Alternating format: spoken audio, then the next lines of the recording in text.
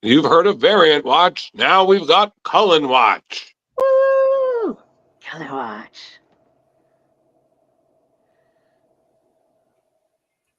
Everyone thinks because you're a zombie, you don't know good coffee. Well, they're wrong. There's only one brew that gets my seal of approval. Deadly Grounds coffee is my guilty pleasure. The aroma is so intoxicating. It brings all of my neighbors out of the woodwork. Deadly Grounds coffee. Coffee to die for and zombie approved. It's good to get a little deadly. Use the front door! Oh, they're so disgusting.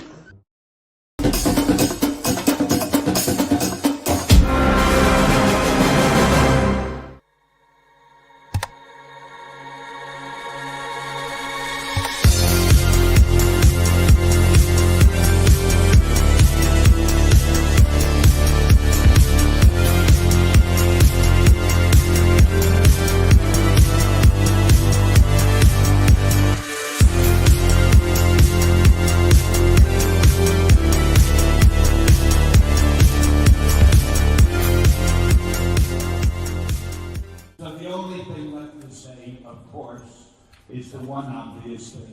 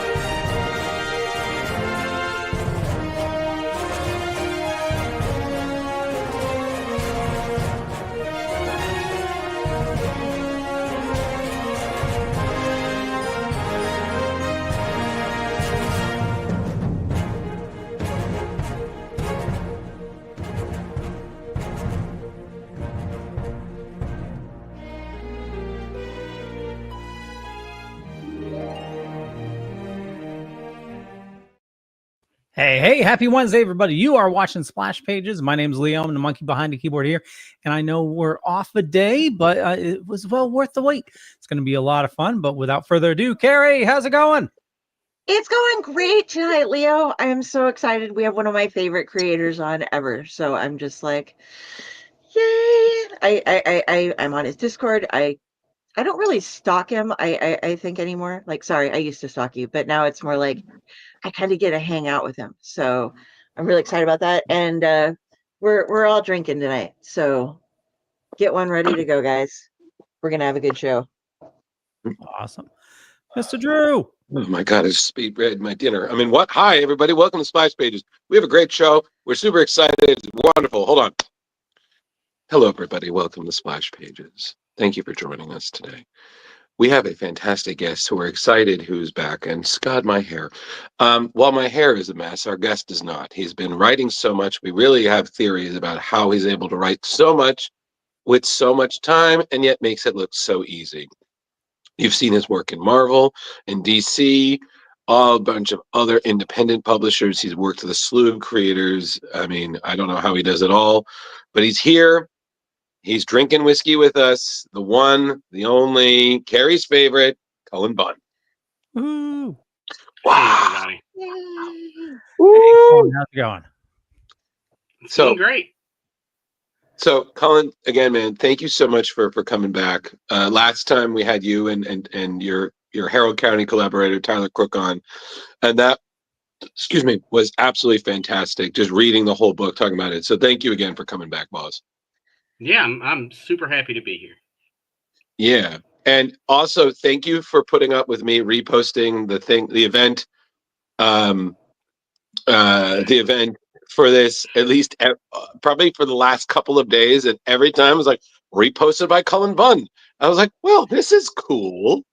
Like, how lovely. You have to promote to get eyes on things these days. So that's true. Yeah, you do. No, absolutely. So, I was like, he knows my blue sky. I'm like, I was like, accomplishments at 37? Boy, what a year. I just but- love that you're using Blue Sky. You know, Well, it's because I found it myself, so that's why I'm taking the credit. As if you weren't talking about it from the get-go. You know, like Leo's any been creative pushing genius. Blue Sky since you could sneakily get somebody on it. And are you on Blue Sky? By the way, do you happen to be on Blue Sky? Final questions of the night. Comic book question, creator question. Are you on Blue Sky? He's very, Would you he's like to very be? sneaky. He's like a snake. He just slithers in. You know. So, very important question, Cullen. What whiskey are you drinking? I wasn't sure how long the interview was going to be, so I made myself an old fashioned, and with this one I just used I have an infinity bottle of bourbon, so I don't know what it's just a mix of different bourbons, and then I poured some whiskey just in case, which is Writer's Tears. Man, the guy's going hard. He's got options. That is a real drinker. You know, guy comes ready to alternate his booze. You know. Yeah, I'm just got the whiskey's a chaser for the old fashioned, I guess. Nice. Oh boy. A friend of mine gave me this. It's root beer whiskey. Holy crap! Is this dangerous? It tastes just like root beer. It really is, because you don't know moderation. So you'll drink like 2 glasses, and then when we're doing the newsletter, he's like, "Yeah, so Superman's funny." I'm like, "I mean, Superman's funny," and I'm like, "Oh my god, why am I?" You got to be careful. You got to be real careful with those sweet flavored whiskeys, the root beers, the peanut butter. They can really mess you up. Oh my god! Yeah, I had got a bottle of, I think it was green apple whiskey for Christmas, and I got that for me and my partner, and we're drinking it at New Year's, and I was like, this is deceptively good. So I need to pace myself because that bottle was pretty much gone by the end of the night, and I was like, I'm feeling good, like 2025. What's up? Let's do this. Hey. Also, I think somebody did someone comment in? I believe I saw Margatwita. Is that Leo? Was that? I think it was someone. Yeah, Cullen knows. Someone. There's a couple. Well, Margatwita years ago, and look, I'm taking credit for starting this. 15 years ago, or whenever it was, when I was active on Twitter, I started posting pictures of margaritas, and I would hashtag them Margatwita. So it's has stuck with me all these years, and I don't care if anyone else uses Margatwita. I created it, so it doesn't go as well with Blue Sky though. There's not a Margasquita, I guess, but that doesn't sound right to me. Yeah, but you know what? Since Blue Sky is kind of like pre-bullshit Twitter, let's bring it back. Let's, now I know. I don't drink as many margaritas as I used to, so that's fine. No, listen, we'll carry the torch. This is like passing the baton. Now I know if I'm drinking a margarita, I was like, well, I gotta hashtag bringing the Margatwita back. We got a whole club going on here. Yeah. I'm a purist. I just drink bourbon. Yeah, well, that's fine. I don't do flavors or anything. He has Ratatosker here has like a bar. So he's just like also he has like peanut butter whiskey. He has some moonshine that's like peanut butter flavored or something like that. There's a bunch of those out there. So he gets spoiled. And currently I unfortunately am not drinking whiskey. I posted this in your thing the other night. I'm drinking the $2 Chuck from Trader Joe's. And somebody posted a beautiful old fashioned, and I was like, sadly, I'm on wine right now. I haven't had time to go out and get whiskey, but I swung through Trader Joe's, and I'm like, and it's not that bad. It's it's like they used to call it $2 Chuck, but now it costs $4, blah blah. And as soon as I went and opened the bottle right after posting that, the top of the bottle shattered. Like just I was lifting it up and it's like, psh. And so I'm like, okay, so I had a whole bottle of wine that I just opened, so I went and got a tea strainer and poured it into an empty coffee bottle because I didn't want to waste a whole bottle of wine, and it worked. Hold You on. gotta do what you, But you I have was to just do what you like, have to do. Whoa, yeah, I'm like, I am the most ghetto person in the world at this moment. time out, Kari. Before we badger our guest, Blue Sky Vodka, absolutely. Oh my God. Kari, are you saying you MacGyvered a bottle of wine, Yes, or you MacGyvered alcoholism? yes, I did. I spent too much time Wonderful. with this one, who's a lush. Yeah, that's But yeah, he's nuts.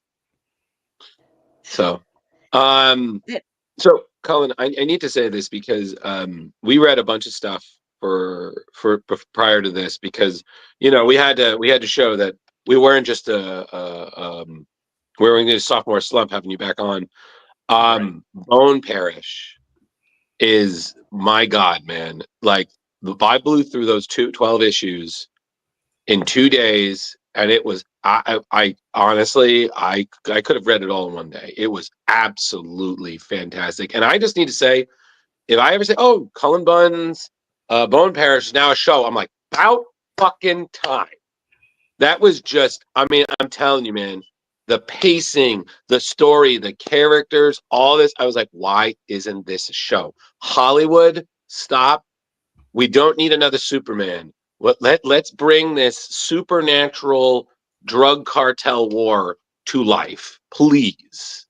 Yeah. Like, Bone Parish is one of my favorite things I've ever done. In fact, I mean, just in the last week, I was talking to another creator because I'm always pitching concepts, putting new books out, putting new ideas out there. And I was telling that creator, said, I'm frustrated right now, only because I'm like, what's the next Bone Parish? It's because I really feel like that was a great book. It was done in the perfect length for that book. It started the way I wanted. It ended the way I wanted, and mhm. I was able to do some really cool things with it. So it means a Yeah. lot. That was Oh my yeah. wife that just posted a second or two ago. It is my wife's favorite of my books. Oh, Yeah, nice. the lovely Cindy Bunn likes Home Parish as well. Oh yeah. And I need to say, like, again, I have always said to people, I was like, listen, y'all need to stop sleeping on the dangers of alligators and crocodiles because that shit's scary. Like what you did with that death, I was like, yo, this is terrifying. Because like it was Yeah, like, oh, sharks. I'm like, whoa, whoa, whoa, whoa. Last I checked, sharks cannot crawl on land after your ass out of the water. I mean, unless it's a sci-fi movie, and then they, you could get a sharktopus or something. But damn, man, that was so thank for you. Yeah, those brutal. it's a book I'm really for, proud of. for Mhm. those not in There the we go. know, Bone Parish is a kind of combination of, it takes place down in New Orleans. You got some voodoo going on, kind of, and drug dealing and cartels stepping over each other. And someone has perfected a drug using the remains of dead people to where you can snort it and be part of their life and see things as them. And so but other people are trying to get the recipe, and it becomes like, it's great because you have like this, you do the Southern Gothic so goddamn well, and you have all this Southern feel to it, and then the just like the cartel thing seems like it's jumping ahead, and then you drop back into the voodoo, and it's just gorgeous. And I love New Orleans. I just worship all the time that I can spend down there. I'm so excited to be there, and you got the whole thing represented so well. It's just Well, chef's thank Yeah. you. kiss. Uh, Yeah, originally it's interesting because originally it was not set in New Orleans. That was okay. not my original pitch, and it had a different title. Um, and my family, we went to New Orleans on Halloween, and while I was in New Orleans, I said, "Oh wait, this is where Bone Parish is supposed to be. This is where that book's supposed to be set." And Right. then the name Bone Parish came together because it just fits with the setting so well. So, and Leo, if you can keep going, because there's this upcoming scene. I think it's kind of the first catch. Like that is terrifying. Like I was like, that is just straight up horror nightmares. right there, like drug-induced hot zombie girls. I was like, I'm sorry, this is horrifying. But so the question I have is, how did that's yeah. Jonas Scarf drew it, and he's such an amazing artist. I Mhm. mean, it looks so great because he's just an immense talent. Yeah, yeah. So I have to ask, and Leo, like I said, I think we're good there. We don't want to show too much of the book. We want to get help to the sales so we can get Bone Parish 2, the Boneyard Returns. But how did Bone Parish come up? Because the idea is, it's just one of those. I was like, it's one of those, you read it and you're like, why the like? It's one of those. It's not even, hey, why didn't I think of this? It's, God, why didn't anybody think of this sooner? So how did that So come Bone up? Parish, the book I'm very proud. I just said I was very proud of, came about from one of the stupidest ideas and stupidest titles I've ever come up with, and that's my gift. Is I'm really good at coming up with really stupid material, and then Mhm. hopefully turning it into something real. Bone Right. Parish originally was about a group of, I don't know if they were gangsters or vigilantes, something, and they Mhm. had the ashes of ancient samurai. And if they would ingest the ashes of the samurai, they would get these samurai power or samurai abilities, and they were Okay. using it for and the title was Samurais, Rise, because I thought that was such a clever play on words. And I quickly realized I usually have at least one or two people. I have some friends who I'll pitch something, and no matter what it is, they'll say, "That's a great idea." And then I have other friends like Brian Hurt, who drew the Six Gun and has worked with in the Dam and has worked with many times. I'll tell him the pitch, and he goes, "That's the stupidest thing I've ever heard." And usually I won't listen to him, but in the case of Samurais, I did listen to him, and I just retired it for a few years. And then Right. sometimes that's just how it goes. I retire a concept, and a few years later, it dawns on me, it strikes, and I reformat it, change it around, change it around completely, and it becomes something, much better. Right. Well, like I said, as much as I feel I would have enjoyed the humor of Samurais, I feel like Bone Parish was the better move. Oh, Um, absolutely the better move. but Maybe you can do Samurais for the sequel. no, Samurais has died. It is a dead concept, and Bone Parish lives in its place. Leo, you understand? There's no Ash for Samurais. There's no Right. no. We ain't seeing that. Now I will say, if you read Bone Parish and you liked it, the next logical step for you is I did a book with Boom called Basilisk. It's another 12-issue series. Jonas Scarf did the art in it. It is a spirit. It's not a sequel to Bone Parish by any means, but in my mind, it's like a spiritual successor to Bone Parish, and I like it just as much as I liked Bone Parish. Well, see, but Cullen, you said Basilisk, which, as we know, is a kind of snake, and that's right this guy's alley right here. So I think, Leo, Just remember, you brought it up. Yeah. Okay. I was going to say, okay. Drew, we have proof now. You asked for snakes. Okay. First things first. Why is it always got to be snakes? Okay. But considering my mild and very odd arachnophobia, I'll take snakes over spiders any day, except Spider-Man, which Cullen, it's kind of sidewaying.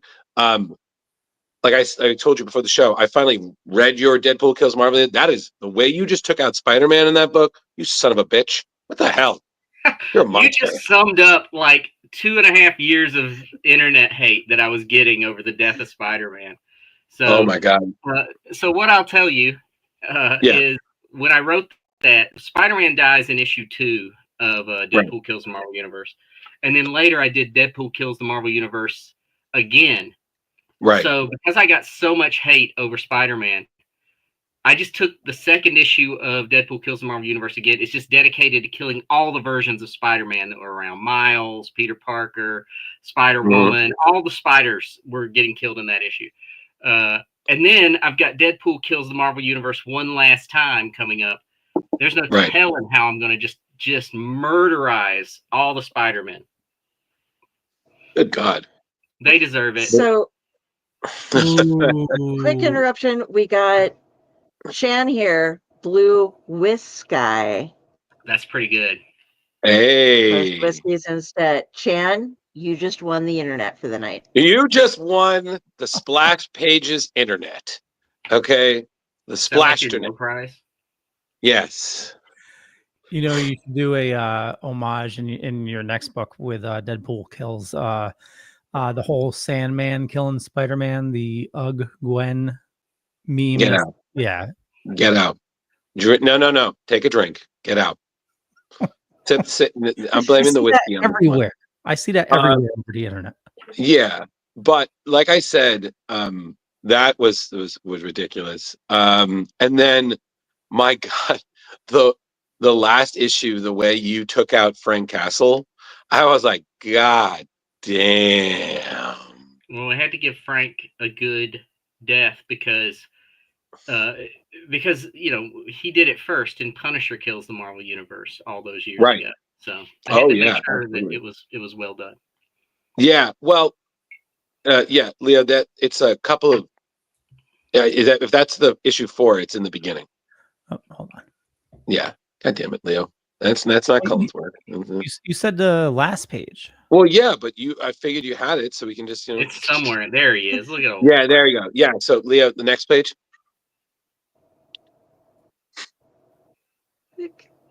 Swipe. Hold on. Yeah, so right down there at the bottom.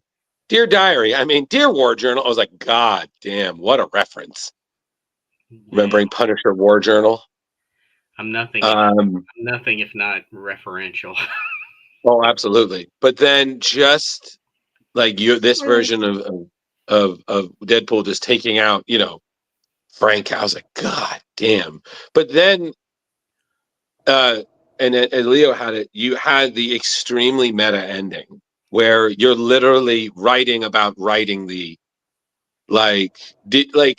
when you're doing something like this, Cullen. Do you know the endings? You know how some people will write the ending of the book first, and then they'll just kind of build to it. Do you?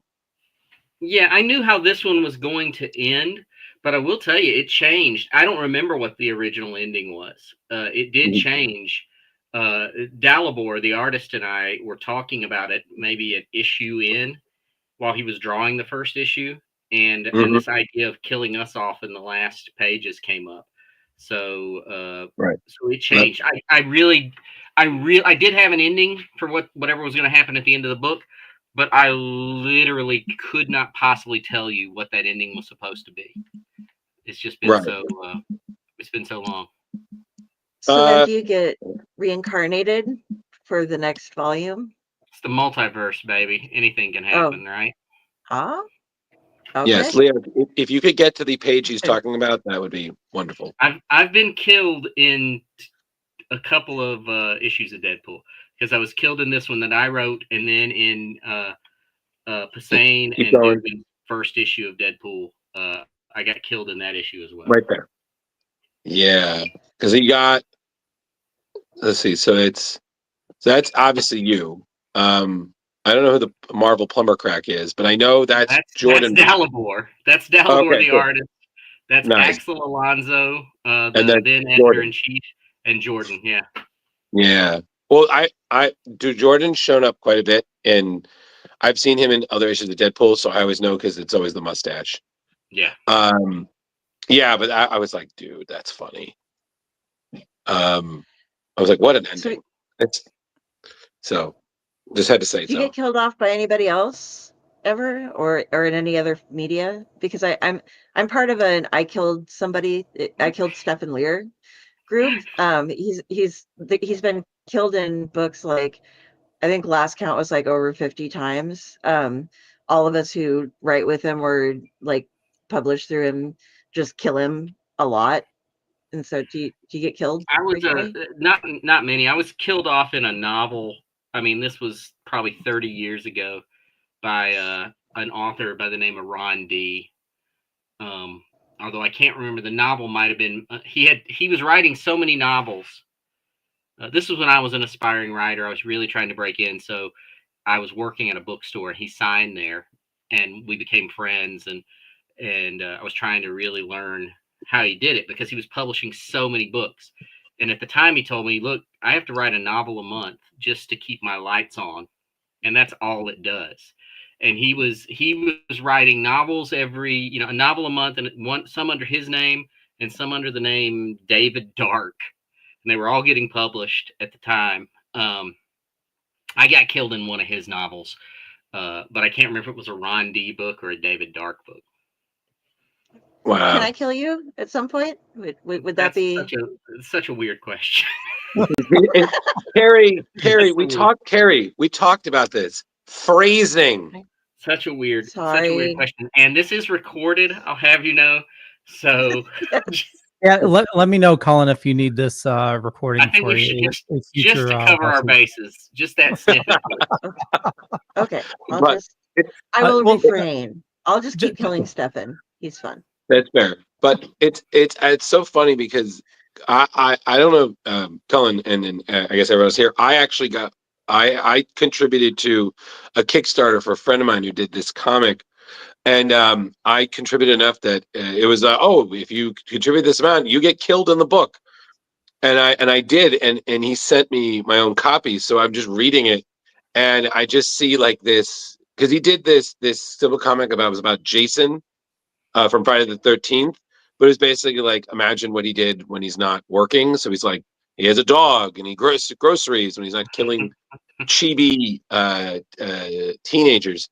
And I got killed by like a ghost face, and of course it was me. And I knew it was me because my friend had drawn me with a fucking a Ghostbusters shirt on, and I think I got like pummeled to death by a pillow. And I'm just like, what the fuck, man? And he even So thank you, Carrie. He even name dropped me in the thing. So I was like, I have watched myself die in a comic. I was like, surreal. Very, very surreal. So I get it. You get used to So yeah, it was one of those where I was like flattered. And then I posted about it and then it got like 2 likes. And I was like, they don't care I died. They don't care. Well, And speaking of dying, just real quick, Cullen, why did you get so much hate for killing off Spider-Man? I think it's just a matter of no one wants to see their favorite character get killed. oh yeah. And I get it. People are passionate about these characters. They love these characters. At the same time, you bought a book called Deadpool Kills the Marvel Universe. Exactly, yeah. And I delivered on that promise. And that meant Spider-Man was going to. So that's okay. But so I get it. I just, I don't think people like that he got whacked so easily or something. I don't know. Right. Nor, strangely, do I care. It's okay that they don't like it. I'm not here to, my job isn't to make you like everything. Sometimes you're not going to like things that happen. Sometimes your favorite character gets killed. I'm sorry. It happens. It's true. I know people who have told me like I remember like people who have the thing in the generation above us are like, I remember when John F. Kennedy was assassinated. And I've had somebody tell me, I remember when Gwen Stacy was killed, the exact moment that I read it, everything that was going on in my life.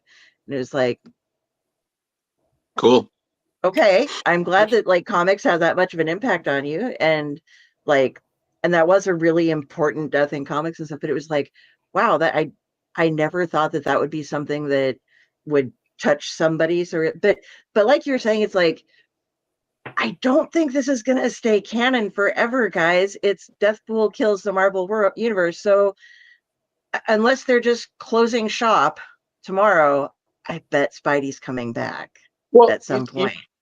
Well, you know what I think it also is, Carrie, is I feel like it's not the only time we've ever seen a Spider-Man die, but I think it's different because like you could make an example like, oh, you've seen Spider-Man die. It's like, yeah, but he came back as a zombie, so is he really dead?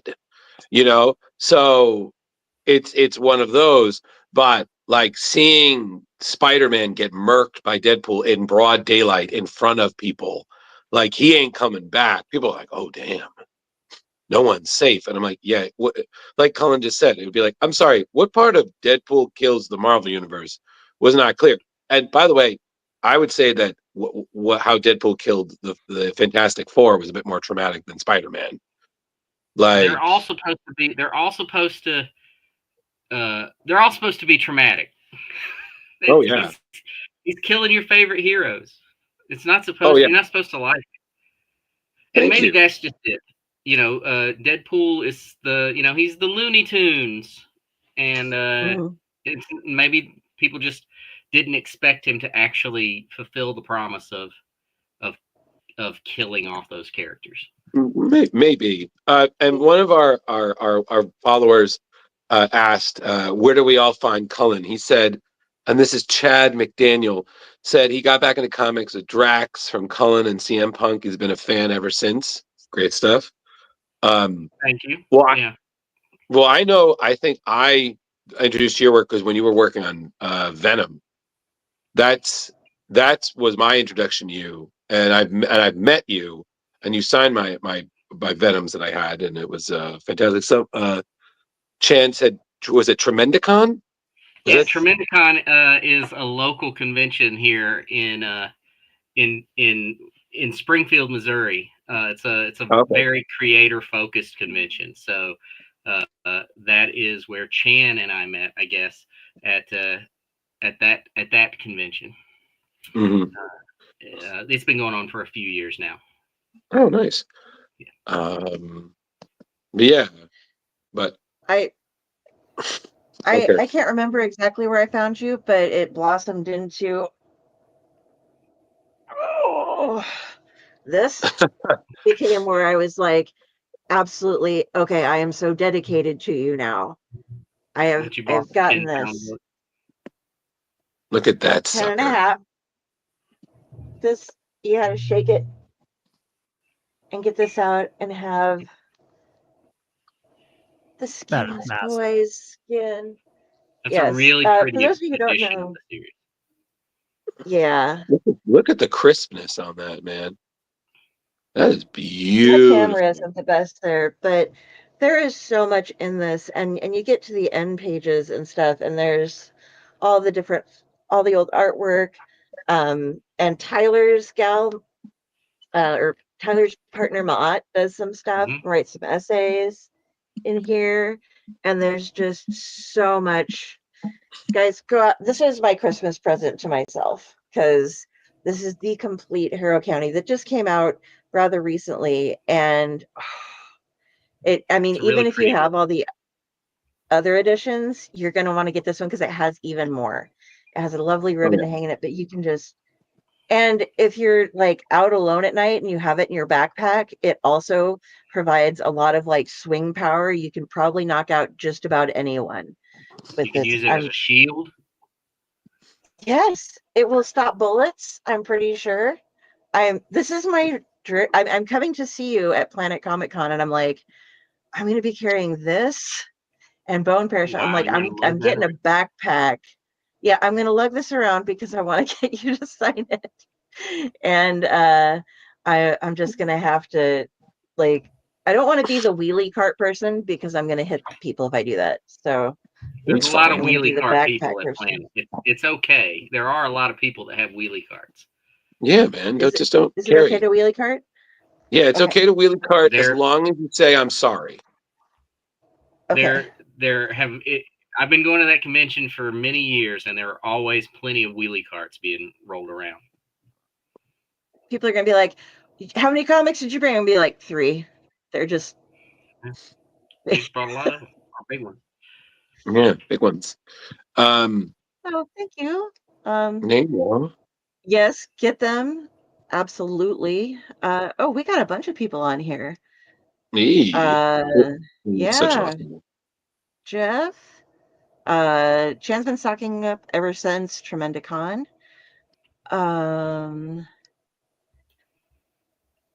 Get that. And chasing comic book history. Thank you for the actor Jimmy Hudson, brother.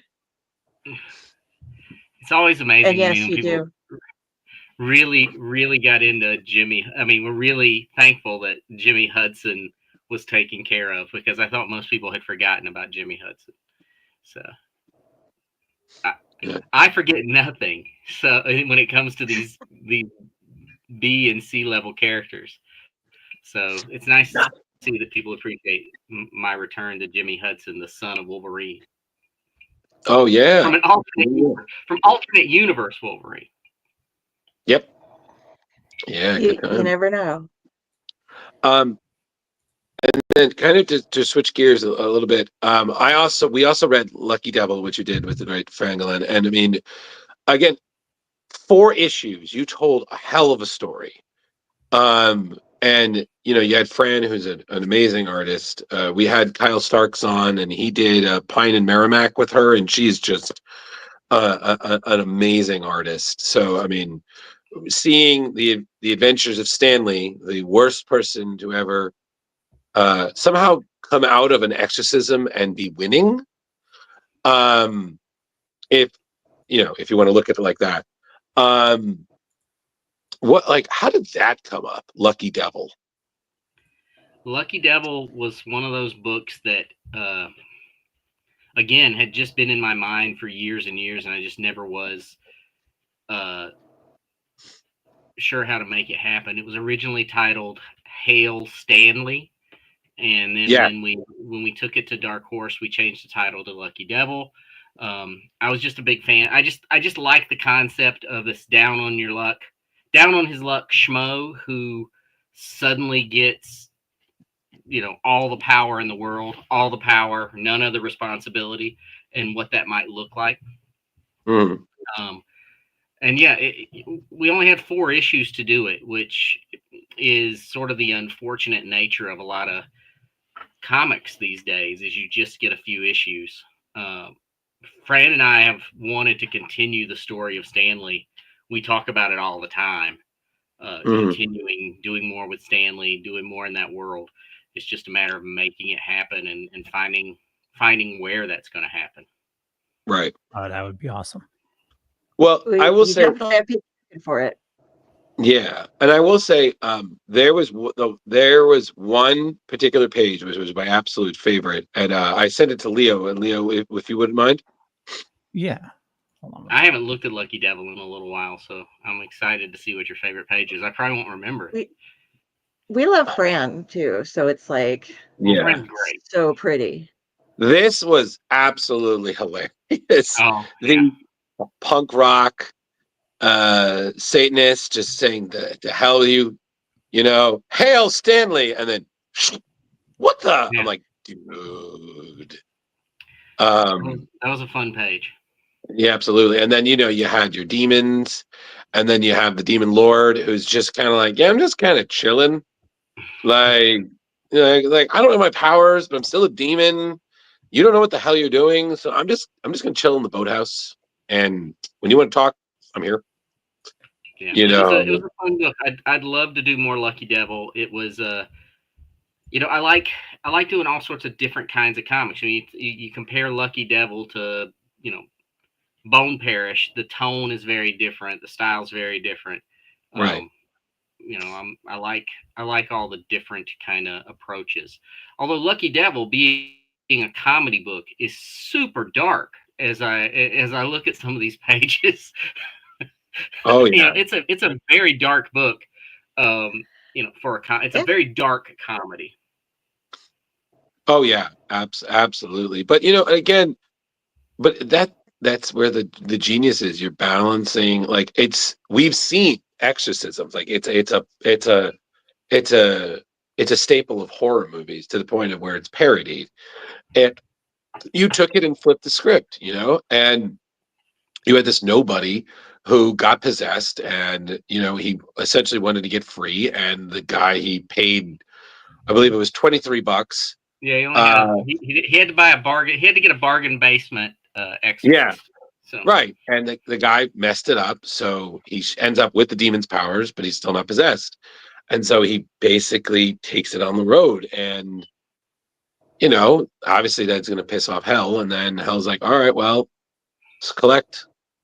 Like, it was fantastic. Again, you did so much with 4 issues. And I'm telling you, if you have like, oh, we're doing Lucky Devil, Lucky Devil 2, Back to Hell. I'm like, all right, cool. Like it's the Rick and Morty meme, like, son of a bitch, I'm in. Yeah, it's it was a fun book for me. Would love to do more of them. Just that's the endless challenge, in comics right now. As you do a series, when I do these books, I end up, a good percentage. I'm not going to say all of them. I end up loving it, and I want to do more of it. It's just a matter of making it happen. Sometimes, like Bone Parish, that story for me was told in 12 issues. I don't need to return to Bone Parish. But sometimes it is a book I'd love to return to. That it may never happen. That's the sad truth of the comics. Listen, man, you just got to find the right ash. You just got to find the right ash, channel the right, and then you're like, okay, I got it. I don't know how long this is gonna last. Let's go. I don't want to call it luck because it's sheer talent, but you're one of those people who can pretty much dream up and have a brain vomit, it seems like, and then write it down. And if you don't have it right away, but you're able to take a lot of the ideas that you have that, like you were saying, it's like, oh, that was trash. And then like down the road, you're just like, actually, I can take that trash and compost it into this garden of delight, Oh yeah. And I mean, it, I try to come up with at least one new idea for something a day. Mm-hmm. So 365 new ideas for projects. That's 360 of them are probably pure trash. But I try to come up with an idea, even if it's bad. I try to write down an idea a day, and that's fair. And that's a skill. Anyone can develop that skill of just let's do it. And it's the more you practice it, you'll find it in comics at least, or in I'm sure any creative endeavor. It becomes a valuable skill, because I've been in numerous situations where an editor or a publisher or an artist will say, well, I'd really like a book like this. And I immediately I'll go into, let me come up with an idea for you. Right. How long do you give yourself to come up with the idea? Well, look, to be a really polished idea, you need more time. But just to come up with a random idea. Yeah, your daily exercise. What's your process for that? 10 minutes. I read an article in like when I was in college. I read an article in like How to Write Horror Stories. I can't remember the title of the book. It sits out in the hall now. And in that, the writer says, he's talking about creating ideas. And he says, I'm going to take an hour and come up with 10 ideas. And then he writes down the ideas he comes up with in that hour. And even in the article, he says, all right, that one I'm going to do something with. But it's just a matter of just not being afraid to come up with something stupid. And I'm really good. I am really good. Now, it is coming up with good ideas. That's a skill. Coming up with stupid ideas, for me, that's a talent. I have a gift for stupid ideas. You must have a great resume. Can only imagine. Speaking of stupid ideas, well, not stupid ideas, but ideas. I've been told that this might be stupid by somebody, but I approached you earlier, I think like a year ago, on your Discord about whether or not you're part of the super secret horror comic book writers Tiki Club, and you were saying that, like, I think we decided eventually that you're the president, but you're Tyler Durdening it. You get so drunk at them that you black out. I'm the only one, if I'm the only one, that's fine. I will found it I love the idea of a super secret horror writers tiki club. I love it. I believe when you sent me that, I actually on this side of the monitor got really bent out of shape. I was like, who didn't invite me to this? Who founded this thing? Well, I was really bent out of shape for a good couple of hours on that one. But Kari, I've been what's up, harassing Cullen people Bunn? about it. So I got on Brian Azzarello's ass about it because he collects tiki stuff and he was in EC Comics, right? Like they just restarted the EC comic thing and he was in it. And I had Jason Aaron on the same one. And okay, so Brian Azzarello doesn't drink tiki drinks, he drinks craft beer, but he collects tiki paraphernalia. Jason Aaron, also EC Comics, also, and he was actually like his editor got him to join like he wouldn't have anyway, but to do that by taking him to a tiki club. And so like it's all this tiki, and we got Fred Van Lente who was like, oh, I'm not really into tiki drinks. And then he drank from a tiki mug on the show. I'm doing all of this research for you, Cullen. Do you want me to run the clip? Oh, would you mind for a second to show like this is what I'm doing for you, man. Okay. And now I need to know, this is something I've been asking. I've been collecting data. There's some people aren't sure whether or not it exists or not. We've had some straight up denials. We've had some stuff. Do you happen to belong to the super secret horror comic writers Tiki Club? Oh, God. So I'm not, and I will say this, and I hope this will not deny me membership for all time. I'm not a tiki drink kind of guy. I have a very limited sweet tooth. Like I can't handle like I like booze, but not when it's combined with sugar. So I don't know if I'd want to do it. Right. Is that a horrible thing to say? We have a lovely bar in my neighborhood called Zombie Hut. Excuse me. It's called Zombie Hut. And their specialties like the Mai Tais, right? The foam and the blue and the vapor. Yeah. It's a lovely place, but it's just not my thing. But that's amazing. It sounds like that's more of a West Coast thing.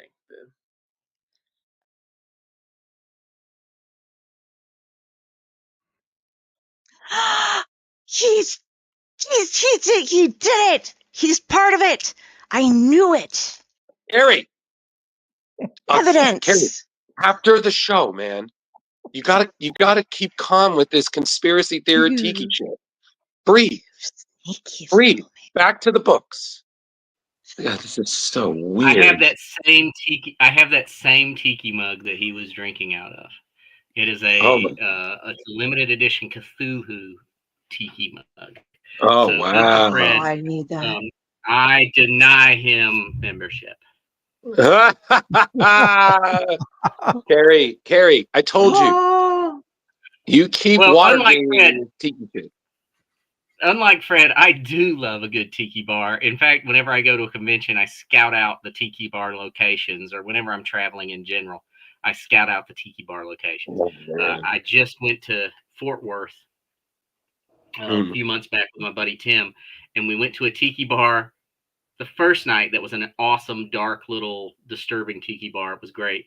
And then on the second night we were there, we just happened to be walking. We turned down an alley, and there was this bar with like tentacles coming out of the door. And I'm like, well, we got to go in that tiki bar. It's got tentacles. And they were full up. They were full. So I had to splash them my super secret membership card. And they let me got the origin story and everything. Okay, see, Jason Aaron told me that if I wanted to be a part of it, I had to become a horror comic writer. So I'm writing a horror comic based around the horror comic book writer super secret tiki club. Jason doesn't know. Jason does know. Oh, okay. Oh no! It's Kari. See what I told you. This is what happens. You're tiki gating this. Like, damn, girl. Like, just can't. Jason may be a part of the lowercase T tiki club. I'm tiki club. There's so what you're saying is there's tiers to the tikiness. That's absolutely. Oh boy, Kari. I said stop while you're ahead. Okay, but no. That little squirrel got to keep going until she finds the cache of nuts. But at what cost, Kari? at what cost? And Leo, don't do that again. That was really weird seeing me clean shaven talking, and I literally caught myself saying the same reactions as my past me did. Hey, So I haven't learned anything. Blame Kari. She's the one that asked me to get the clip ready. God damn it, Kari. I am all about you and your super super fandoms. Yes. It's investigative reporting, you know. This is something people might want to know about or want to know that might be real that we will confirm or deny, or you can just ask Cullen and All right. decide whether he wants to feel like repping for the day or not. I'll get some t-shirts made if you want. I can do Okay, cool. Totally. Kari, put a pin in that for now, because let's get back to the books. Like Pat me said. Yeah. Well, yeah. and speaking of reporting, you know, before we run out of time, should we talk about Cullen's new release? Yes, we will. But I had one question about the last thing we read of his that I really want to know. So, Cullen, first thing first, the Six Gun is an absolute delight. You and Brian Hurt just created a fantastic world, because I saw Bill John, and I was like, hey, look, it's me. I'm very much the bearded, grumpy sidekick hating on the main character. Like, why do I deal with you? That was fantastic. And then the fact that even when the main series wrapped up, which I believe was issue 60, you still were telling stories within it. And it was just amazing the way you guys did it. Like Sinclair, just the cast of characters, which is so diverse and just so time specific wonderfulness. Was there any, did you, like, in this whole thing, did you have any favorite moments? Was ever like that, like, wow, I did that? Man, there are so many favorite moments in Six Gun. Look, I'm all for talking down about my work. I'm very willing to say what was wrong with my projects. Mm-hmm. Every issue of Six Gun is a goddamn masterpiece. Hell yeah. To me, that book is flawless. Same with Harrow County. I say the same thing about Harrow County. They are books that in this case of Six Gun, Brian Hurt and I were able to do exactly what we wanted. Every issue, everybody who was involved with that book was in it to win it. There was no phoning it in. We were all wanted that book to be the best book it could possibly be. That's me. That's Brian. That's Bill Crabtree, who started coloring it after the 6th issue. He took over coloring. We just really wanted it to be a great book. I loved everything about the book.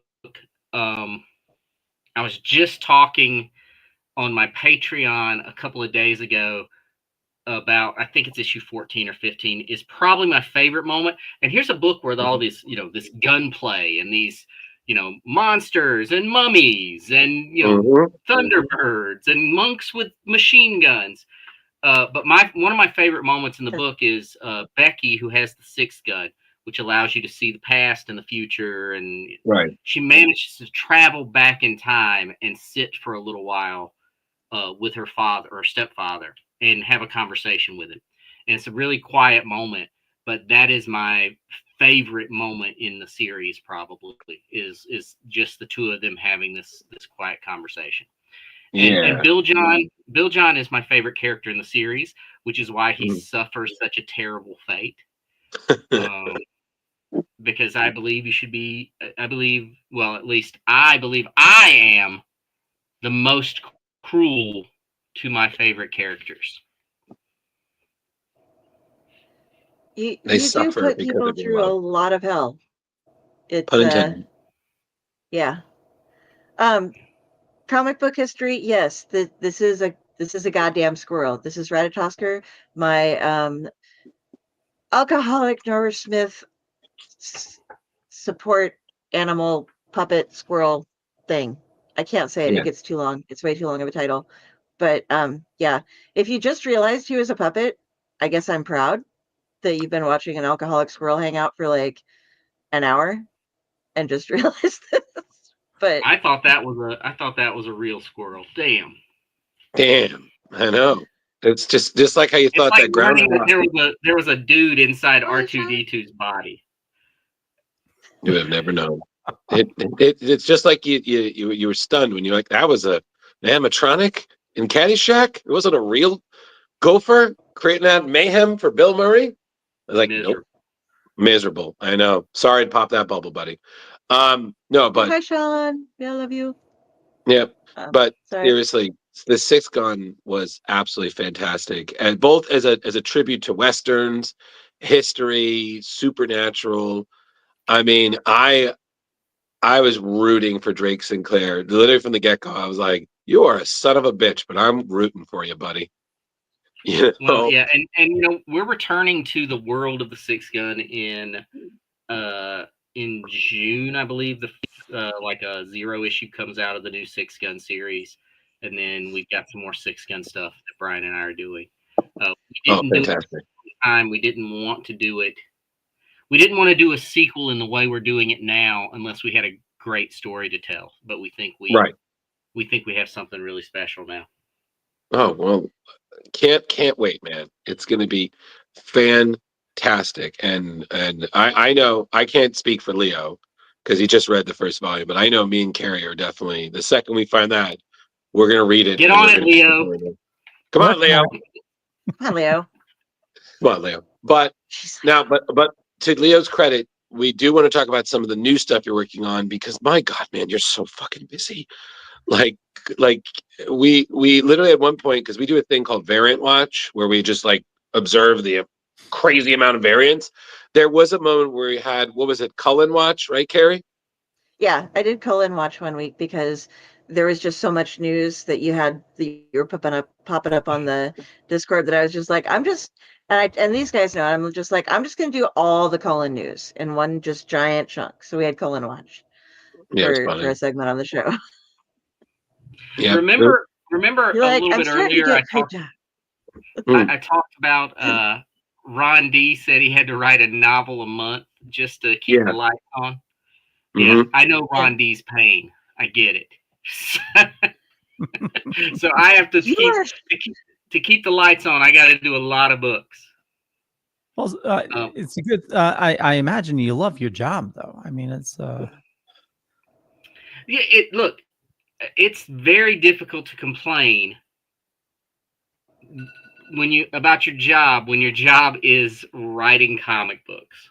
So it's a job like any other. It has its ups and downs, but at the end of the day, I write comic books for a living, and I'm very thankful to the people, the publishers, the editors, the comic book shops, and the readers who allow me to do that for a living. So I'm very thankful.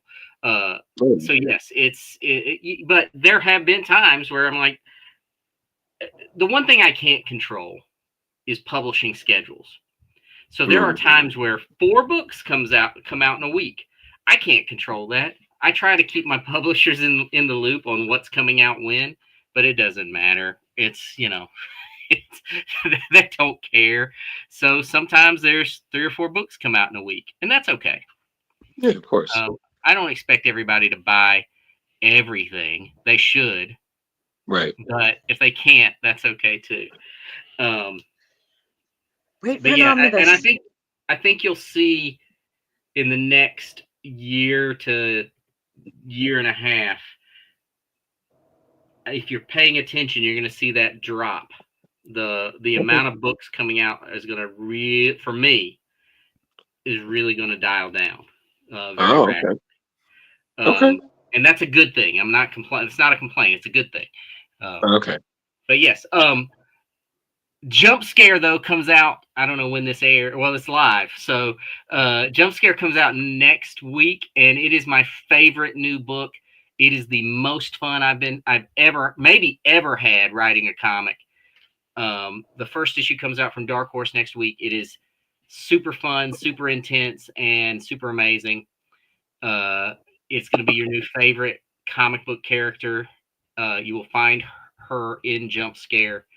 And yes, there's a variant cover that you can only get from my website. The Layla Lay's cover on the pink cover with all the tentacles, right, and monsters. That one you can only get from me from my website, or from me at conventions. But the first issue comes out next week, and I'm telling you, I think maybe I'm delusional, but jump scare to me is something very special. So, Nice. Absolutely. Oh yeah. Yeah. It's a little bit Harley Quinn, it's a little bit Deadpool, it's a little bit Tank Girl, and it's a Mhm. whole lot of horror movie fandom. So Sounds we're in. Yeah. Got Let's us go. all. Yeah. And I also say, Cullen, there's another one that you have coming out that I think looks absolutely fantastic. Arcana Royale. Arcana Royale is also coming out from Dark Horse pretty soon. I mean, within the next month or so, and Mhm. it's a lot like it's about a poker game if a poker game was played for the fate of all reality. Yes. So it's a magical poker game going on. It's drawn by AC Zamudio, who did a book called Death Follows with me, and who did Shadow Roads from Oni Press with me. She's amazing. But Arcana Royale is going to be a lot of fun too. Oh yeah, absolutely. I mean, the cover this looked fantastic. Like all of it, and just like I said, that was part of the Cullen watch.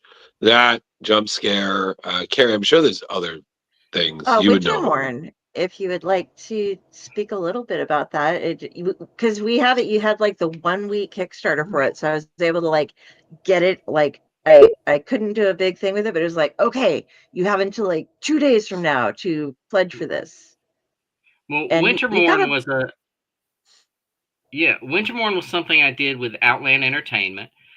It was a part of their Zine Quest, or Make 100, not Zine Quest, part of the Make 100 program. So there's only 100 print copies of Wintermorn that are going out. Um, and yeah, it's sort of a system agnostic role playing supplement about this new world, and it's one of those situations that I described earlier where Jeremy Moeller, the founder of Outland Entertainment, came to me and said, "Hey, I have all this artwork. Let's create a world around it." Jeremy's a very talented artist. He said, "Let's create a world around it." So he sent me all the art. I put a world together, and we put out Wintermorn. And now it's becoming this bigger thing with Outland. There's going to be short stories. There's going to be, more material. I've been working on my own, the Cullen Bunn role playing system that'll be coming out from Outland. And Outland, if you're not familiar, they do so many just really cool projects and so many different things. Anton, who's in the audience, is running the show on I don't know, this is probably too deep a pull, but when I was a kid, there was a show called Pirates of Darkwater, which was like this fantasy set pirate show. The cartoon was amazing. Anton's doing a book called Outer Seas, or a series of 5th edition role-playing supplements called Outer Seas, that to me is like the Pirates of Darkwater of role-playing games, and it's awesome. He might not like me calling it Pirates of Darkwater, but that's what I think of every time I look at it. I agree with you. That cartoon was awesome when we were kids. It was. Yeah. And there was something else I wanted to ask you. We're going to hit the novel here real quick too, but I can't remember what it was. It started with a D, I think. That was something else that you were doing. Is it Deadpool? No. It was something where it was like there was a comic. I did the news for it. There was like a comic, a graphic novel, a book, and a movie all involved together. You're talking about you're talking about Disincarnate. Yes. Thank you. I can't say a lot about Disincarnate, but I can say that for the last year or so, I've been working on a feature film, and there are comic book not adaptations, but tie-ins that are coming out, and an Instagram project that Outland Entertainment is putting out. But the key of it is this feature film that we're working on, and that's the thing I can't talk too much about just yet. But I can say that I wrote what I think is kind of a kick-ass horror movie script, and I think it's gonna be awesome. And we're moving it. I mean, it's been those wheels turn very slowly, but they are continually turning. And Right. there'll be some. Hopefully, I would hope in the next few months, there'll be more information about that movie coming out. Okay. Yeah, I get fascinated I can because only say that it exists because we started putting stuff about it on the web and stuff. So it's out there anyway. So I mean, you can't fault me for saying something that's already been. I already told people about it. So yeah, that's fine.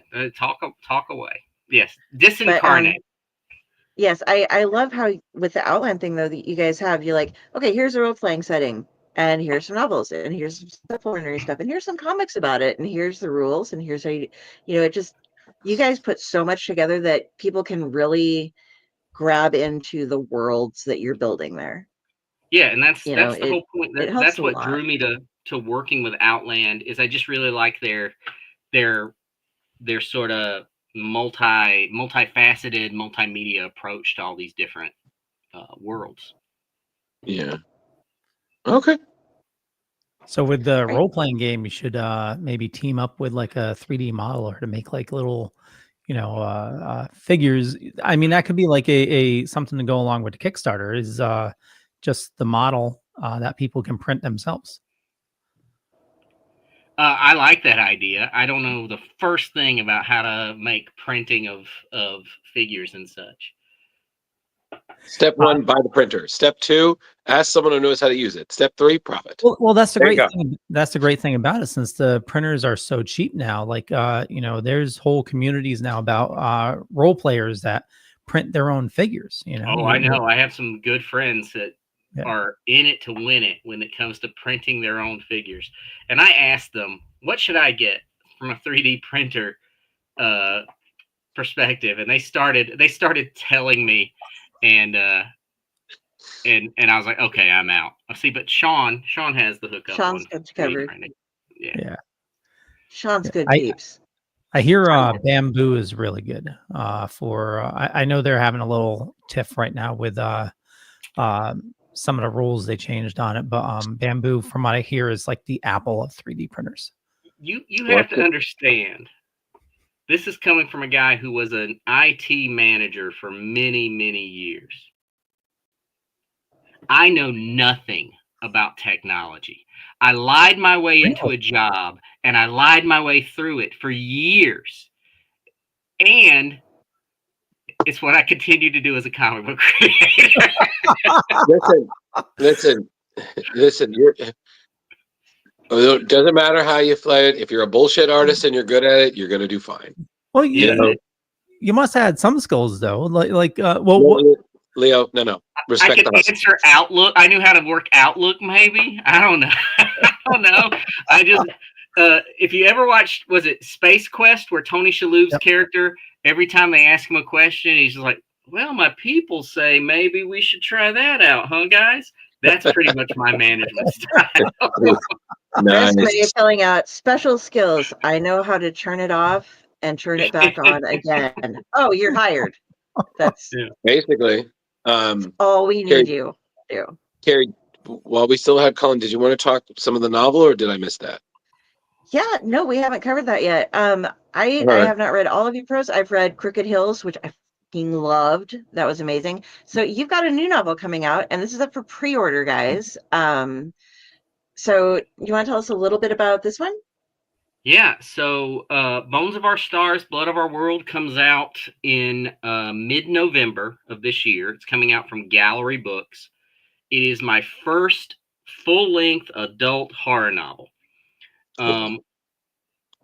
It is one of those books, though, that I still haven't gotten wrap my head around how to market it, because it is one of those books that if I reveal the wrong thing, spoils. Like, it's got some huge reveals in this book that come along.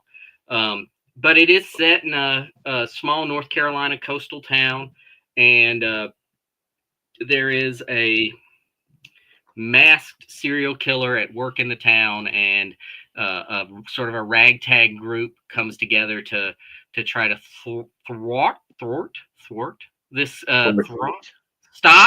this killer, and it goes into some, but from there it goes into some places that you will not be expecting from this book. I'm super excited about it. I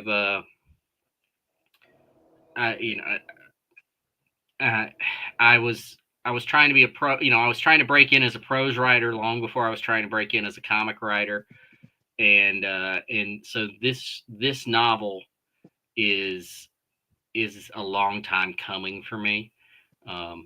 It like I said, it's up for pre-order. You can get it on like Barnes and Noble, Amazon. I think right now the pre-orders are probably only for like the paperback hard copy edition of the book, but it will also soon be available. I mean, at some point it'll come up for Kindle and e-readers and audiobook and everything else. But pre-order it because it's an awesome book. I'm very excited about it, and I think people will really like it. It's a very for folks who don't like to read, it is super fast paced. I mean, it is not a book that is going to sit on its laurels and just wait and wait and wait. It's gonna it ramps up very quickly and moves very quickly. Nice. This isn't some Alan Moore dragging, but really cool stuff. This is I think it's there's love a Alan time, Moore. I do too. There's a time and place for those sort of slow burn stories. I love them. This is not a slow burn story. It is a story made to motor as you read it, and it's sort of a high octane story. All right. Awesome. Sean's got a question for you. And he says later on, this is fully wishful thinking. Is there any truth to the rumor? This is me starting the rumor right now that Deepest Catacombs might go to print sometime in the future. So Sean is trying to start a rumor. I like it. I like the chutzpah of starting a rumor. Muzzle. Yeah. It is.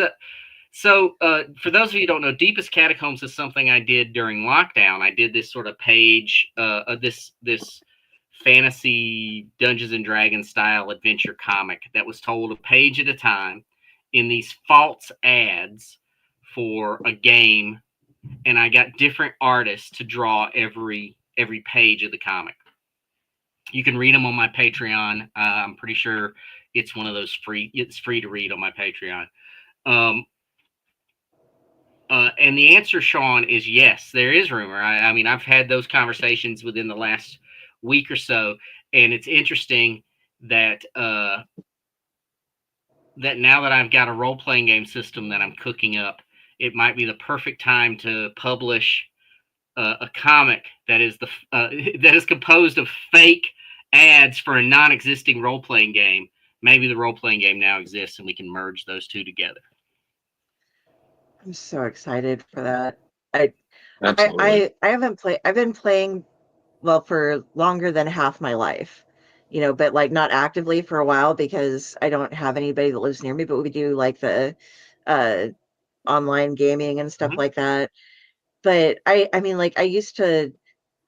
For a while, my roommate and my significant other, who also was a roommate, we all played together, and it was just like every single night we would have hours of gaming, and it was so much fun. And we tried mixing and matching and doing all this stuff. We just had so much fun with all the different worlds.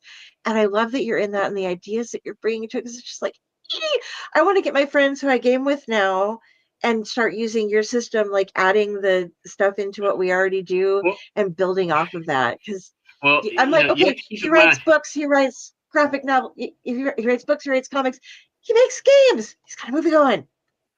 What doesn't he do?